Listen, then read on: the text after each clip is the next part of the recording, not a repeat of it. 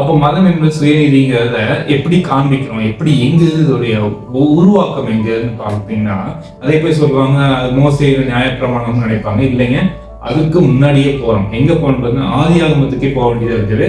ஆதியாகமம் 3ஆம் அதிகாரம் 7ஆம் வசனம். அப்போ என்ன ஆகுதுன்னு பார்த்தீங்கன்னா, மதம் என்பது ஒரு வலை, அது ஒரு பின்னப்பட்ட வலைங்கிறத இப்ப நீங்க புரிஞ்சுக்குவீங்க. எப்படின்னு பார்த்தீங்கன்னா அவர்களுடைய கண்கள் திறக்கப்பட்டது, அவர்கள் நிர்வாணிகள் என்று அறிந்து அத்தி இலைகளை தைத்து அதனை என்ன பண்ணாங்கன்னா அவங்க இடுப்புல சுத்திக்கிட்டாங்க அப்படிங்கிறத இங்க கான்செப்ட் சொல்லப்படுது. அப்ப இந்த அரைக்கச்சையை எப்படி பண்ணாங்கன்னா அத்தி இலையை வைத்து தைத்துக் கொள்கிறார்கள். ஆனா கடவுள் என்ன சொல்றாங்கன்னா, நீ பார்த்துக்கோ, பத்திரமா இருந்துக்கோ, காத்து கொண்டுக்கோ இதெல்லாம் சொல்லிட்டு போறாரு.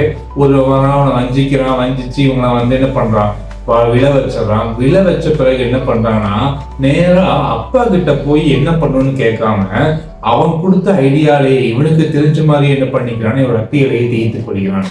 இந்த அத்தி இலையை தேய்ச்சதுதான் என்ன சொல்றாங்கன்னா மதம் சொல்றாங்க. ஏன்னா மதம் நிறைய ஓட்டைகளை உள்ளது, அது ஒரு முழுமையை தராது, அது உங்களை முழுமைக்கு கொண்டு போகாது, அது எப்பயுமே உங்களை ஃபெயிலியர்லயே தான் நிக்க வைக்கும். இதுதான் மதம். இந்த அத்தியலை அப்படித்தான் 2 நாள காஞ்சு போயிருங்க, அந்த அத்தியலை தைச்சு போட்டுட்டு இருக்கான்னு சொல்லியிருக்காரு. ஆனா சங்கீதக்காரன் எப்படி சொல்றான்னு பாத்தீங்கன்னா, அவன் கண்களுக்கு அவங்களுடைய அழகான மனுஷங்க தீர்க்கதரிசி அவன் ரொம்ப தெளிவா சொல்றான். சங்கீதம் 8:5 எப்படி கடவுள் மனுஷனை படைத்தார் என்றால் மகிமையினாலும் கனத்தினாலும் அவனை என்ன பண்ணான்னா முடி சூட்டினார். அப்போ அந்த மகிமைக்கு முன்னாடி அத்தியில பெருசா நீங்க நினைச்சு பாத்தீங்கன்னா ஒண்ணுமே இல்லைங்க. அத்தியில ஒரு 10 பைசா பிரயோஜனம் இல்லை. ஆனா மகிமை ரொம்ப பெருசு. அது மகிமையை கண்டவர்கள்லாம் ஏமாத்திரம் சொல்ற அளவுக்கு தான். ஏன்னா அப்படிப்பட்ட மகிமைக்கு நிகழ என்ன பண்ணா அத்தியிலேயே கொண்டு போய் வைக்கிறான். அதுல ரோமர்ல சொல்லுது பாத்தீங்களா, 10ஆம் அதிகாரம் 3ஆம் வசனம், தேவ நீதியை அறியாமல். மகிமைனா என்னன்னே தெரியல, மகிமைக்குள்ள இருந்தவனுக்கே மகிமை என்னன்னு தெரியாம இவன் என்ன பண்றான்னா சுயநீதியான அந்த அத்தி இலையை கொண்டு போய் நிப்பாட்டி வச்சுட்டு இதை பார்த்தா கடவுள் என்ன பண்ணிடுவான்னா காம்ப்ரமைஸ் ஆயிடுவாரு, அவர் சகிச்சுக்குவாரு அப்படின்னு நினைக்கிறான். அப்படிலாம் சகிச்சுக்கிறவர் இல்லைங்க. அவர் பரிசுத்திலும் இருக்கிறதே பெரிய பரிசுத்தவானா இருக்காரு அவரு. அப்புறம் அடுத்த வருஷம் பாத்தீங்கன்னா ஏசாயா சொல்றாரு. இந்த வருஷத்தை எப்படி ஏசாயா பாத்தீங்கன்னா ஏசாயா 64:6 சொல்றது, நாங்கள் அனைவரும் தீட்டானவர்களை போல இருக்கிறோம். எப்படிப்பட்டவர்கள் தீட்டானவர்கள். இந்த டேர்ம்ஸ்லாம் நீங்க மதத்துல பார்க்கலாம். நீ தீட்டு ஒதுக்கி வைக்கிறது, அப்படி தீட்டானவர்கள் ஒதுக்கி வைப்பார்கள். எங்களோட நீதி எல்லாம் அழுக்கான கந்தையை போல இருக்குது. ஏசாயா தான் ஒரு உருப்படியான மனுஷன் கண்டுபிடிச்சிருக்காரு. எங்க நீதி தான் நாங்க நீதின்னு நினைச்சிட்டு இருக்கோம் பாத்தீங்கன்னா, நாங்கெல்லாம் இப்ப பெரிய ஆளு அப்படிலாம் இருக்குது பாத்தீங்கன்னா, அதெல்லாம் ஆண்டவரே உங்களுக்கு முன்னாடி ஒரு அழுக்கான கந்தை போல இருக்கிறது என்பதை ஏசாயா புரிஞ்சுதான் எழுதுறாரு. அடுத்து, நாங்கள் அனைவரும் இலைகளை போல உதிர்கிறோம். ரொம்ப அழகான ஸ்டேட்மெண்ட்டுக்கு. மனுஷன் இன்னைக்கு பறக்குறான், இறந்து போயிடறான், உதிர ஒரு தன்மை கொண்டவன். எங்கள் அக்கிரமங்கள் காற்றை போல எங்களை அடித்து கொண்டு போகிறது. அப்ப என்ன சொல்றாரு பாத்தீங்கன்னா, எங்கள் நீதி எப்படிப்பட்டதுன்னா அழுக்கான கந்தையை போல இருக்கிறது. அப்போ இந்த அத்தி இலையை வச்சுட்டு எத்தனை நாள் வாழ முடியுங்க? நினைச்சு பாருங்க. இந்த பெருமை பாராட்டுறது, இதுதான் பெருமை பாராட்டுறாங்க. அந்த நீ மகிமையை கொடுத்தீங்க, உங்க மகிமை விட என் அத்தியில பெருசுங்கிறது தான் இன்னைக்கு நம்ம காமிச்சிட்டே இருக்கோம். வாழ்க்கையில ஏன் நம்ம அடுத்த லெவலுக்கு போக முடிய மாட்டீங்கன்னா, ஊழியெல்லாம் பண்ணுவாங்க, ஆனா ஊழியத்துல பிசாசோட அது பண்ணி இது பண்ணும். ஆனா அடுத்த லெவலுக்கு போகும்போது என்ன ஆகுதுன்னா போக முடியாம தவிப்பாங்க. ஏன்னா இன்னும் இவங்க பெருமையா பேசிட்டு இருக்காரு.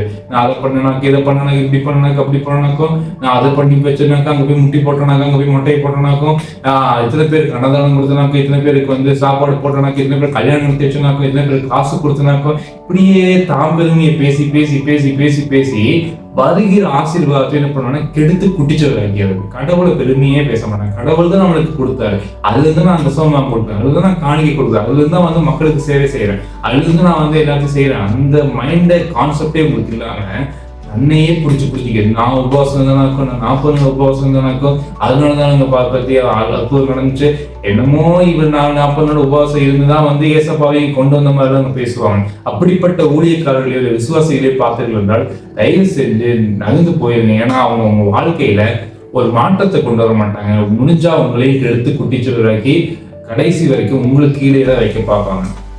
அப்போ இந்த ஆதியாகமம் 3:27 சொல்லுதுன்னு பாத்தீங்கன்னா, தேவனாய கர்த்தர் ஆதாமுக்கும் அவன் மனைவிக்கும் தோல் உடைகளை உண்டாக்கி அவர்களுக்கு உடுத்தினார். அப்ப இவன் எடுத்த அத்தியில ஒரு 10 பைசா பிரயோஜனம்னு சொல்லிட்ட முன்னாடியே, அதுக்கு பதில் என்ன பண்றான்னா ஒரு தோல் உடையை எடுத்துதான் என்ன பண்றான்னா இதுல உடுத்தினார். இது ஒரு பெரிய ரகசியம் இருக்குது. நம்ம அடுத்தடுத்த வீடியோல நம்ம முழுசா பார்ப்போம்.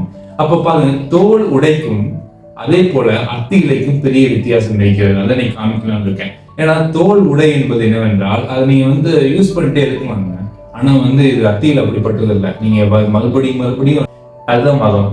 நீங்க ரொம்ப டயர்ட் பண்ணி டயர்டே ஆயிருங்க, உங்களுக்கு என்னடா இது இப்படி இருக்கே அப்படிங்கிற அளவுக்கு உங்களை கொண்டு போய் நிப்பாட்டி வச்சிடும். ஆனா ஆண்டவருடைய கிருபையை சார்ந்து வாழ்கிறவங்க டயர்லெஸ் ஒர்க் இல்ல, கிரேஸ்ஃபுல் ஒர்க். அதாவது இங்க மதத்துல பார்த்தா ரேஸா இருக்கும், ஓடிட்டே இருக்கிற மாதிரி இருக்கும். அதை பண்ணு இதை பண்ணு இப்படி பண்ணு அப்படி பண்ணு இப்படின்னு சொல்லிட்டு இவன் கடவுளை பிரியப்படுத்திட்டே பார்த்துட்டு இருப்பான். ஆனா கடவுள் சொல்லிட்டு முன்னாடி விசுவாசமின் மீது பண்றது